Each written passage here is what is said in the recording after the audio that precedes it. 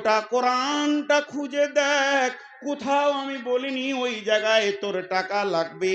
টাকাটা তো তোর নয়, টাকাটা আমার। তোকে আমি রাখোয়াল করে রেখেছিলাম। তোর জান, তোর জিন্দেগি, তোর মাল আমি জান্নাতের বিনিময়ে কিনে নিয়েছি। এটা কি তোর জানা ছিল না?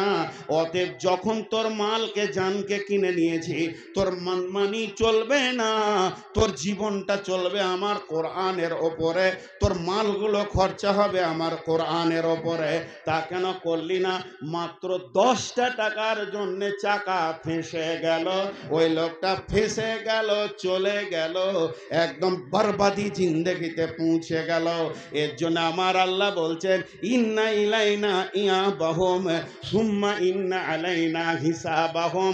আমার কাছে তোদেরকে ফিরে আসতেই হবে এবং তিলে তিলে তিলে তিলে জিন্দেগি আর মালের হিসাব বুঝিয়ে দিতে হবে। মাঠে গেলাম, আমি জমি জমা ভুঁইগুলো দেখে আসলাম, বেলা 11টা বেজে গেল। ঠিক আছে, চলো আগে বাড়ো। এরপরে আমি গোসল করলাম, জোহরের আজান হলো, জোহরের জামাতে আমি নামাজ পড়লাম। আল্লাহ বলবে আরো আগে বাড়ো। এরপরে দুপুরে ভাত খেয়েছি, ভাত খাওয়ার পর ঘুমিয়ে গেছিলাম। আসরের আজান শুনে আমি আবার মসজিদে গেলাম। আল্লাহ বলছে চলো আগে বাড়ো। আসরের নামাজের পর আমি চায়ের দোকানে গেলাম, 1 কাপ চা খাবো। দোকানদার বলল চা নাই, চা বানিয়ে দিচ্ছি ভাই বসেন। ওর চা বানাতে 20 মিনিট লাগলো। আল্লাহ বলবে আগে বাড়ো। তারপরে আমাকে চা দিল, গরম চা আর বিস্কুটটা খেতে আমাকে সময় লাগলো 10 মিনিট। তারপরে কি করছিলি? বলে দোকানে বসে ভ্যাত ভ্যাত করে বকছিলাম। আল্লাহ বলে দিবে কেন কেন তুই ফালতু বসে থাকলি? এ কথা আল্লাহ যদি একবার কেন বলে দেয়, বাকি জীবনের আর হিসাব দিতে হবে না।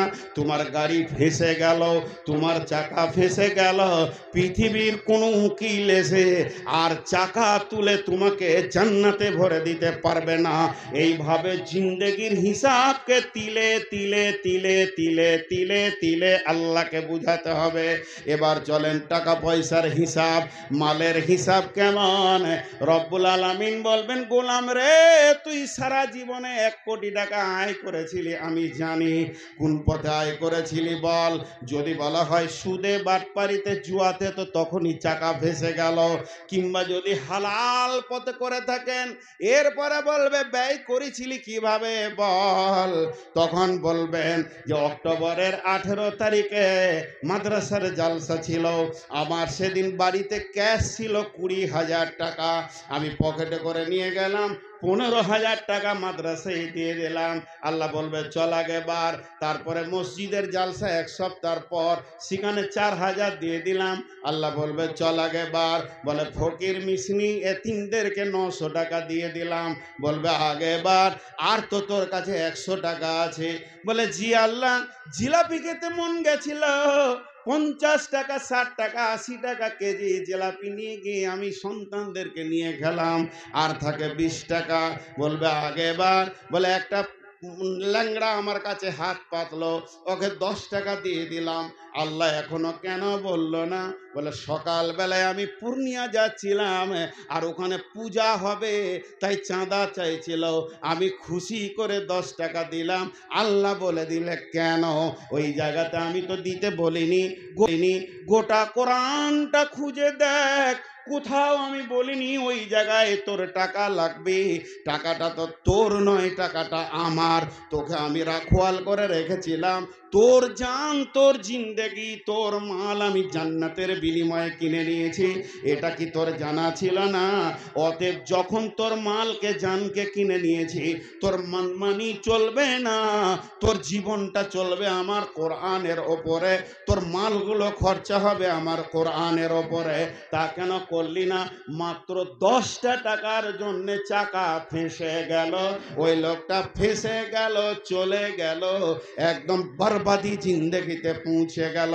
এর জন্য আমার আল্লাহ বলছেন ইন্না ইলাইনা ইয়াবাহুম সুম্মা ইন্না আলাইনা হিসাবাহুম।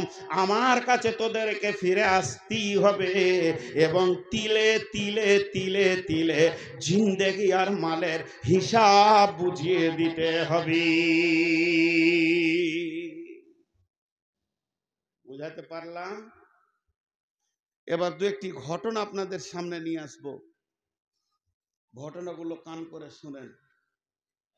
আপনি আমি মাল, আমার 20 বিঘে জমি আছে, আপনাদের দেশে এরকম আছে কিনা জানি না। হাজিরা আজকাল আবার ফতোয়া দিতে শুরু করেছে, সূরা ফাতিহা বলতে পারবে না সোজা করে। ও যদি একবার মক্কা থেকে ঘুরে আসে তো ওর ফতোয়ার কোতকোতানিতে এলাকায় থাকা যাবে না। আর আমার আল্লাহ 19 বার 17 বার নিয়ে গেল মক্কা মদিনা, এখনো ফতোয়া দিতে ভয় লাগে, যেটা হাদিসে কতটা কি সত্য মিথ্যা আমি ফতোয়া কোনোদিন দিই না, ভয় লাগে যে বড় আলেমদের কাছে চলে যাওয়া আমার যোগ্যতা নাই। তো বহু হাজি আছে, মাফ করবেন যদি কোনো হাজি থাকেন, আপনার পায়ে ধরে মাপ চাইছি, আপনাকে বলছি না, আমার জানা মতে 2-3টা খবর আছে। সব একটা বেটাকে লিখে দিলে, বেটিদেরকে বাদ দিয়ে দিলে, বেটাদেরকে ডিহি বাড়ি ভিটা লিখে দিয়ে হজ করতে চলে গেল। যে এরকম ভেজাল করে কি করে না? আপনাদের দেশে এরকম নাই মনে হয়, ওই জন্য বুঝতে পারছেন না। মানে ছেলেদেরকে জমি জায়গা লিখে দিলে, মেয়েদেরকে বাতিল করে দিলে, উ উ উ কি জান্নাত যাবে? জীবিত কোনো লোককে দুনিয়াতে যদি জাহান্নামী দেখতে হয় তো ওকে দেখতে হয়। আল্লাহ রসুল বলে দিয়েছেন, মান কাতা মেরাসা ওয়ারিসিহি কাতা আল্লাহু ইয়াউমাল কিয়ামাতি ফিল জান্নাহ, কাতা আল্লাহু মেরাসা ইয়াউমাল কিয়ামাতি ফিল জান্নাহ। যদি কেউ কারো অংশীদারকে কেটে আরেকজনকে লিখে দেয় তো আল্লাহ ওর জান্নাতকে কেটে কিয়ামতের মাঠে ওকে লিখে দিবে, ওর সেই দিনই পুঁজিপাটটা শেষ। এ ঘটনা অনেক হাজি করে। আপনার আমার স্বাধীনতা নাই। এই কোরআনে যে ফারাইজটা এসেছে, আমি 50 বিঘে জমির মালিক, আমার কোনো স্বাধীনতা আছে? কোরআন যেমন বলেছে তেমন ভাগ হবে, তার বাইরে ভাগ হবে না। কিন্তু আমরা বুঝি না, আমরা ভাবি যে আমার ব্রেন দিয়ে চলবো। ওরা কত বড় আসামি, কোরআনকে ওরা লাল কালি দিয়ে কাটছে।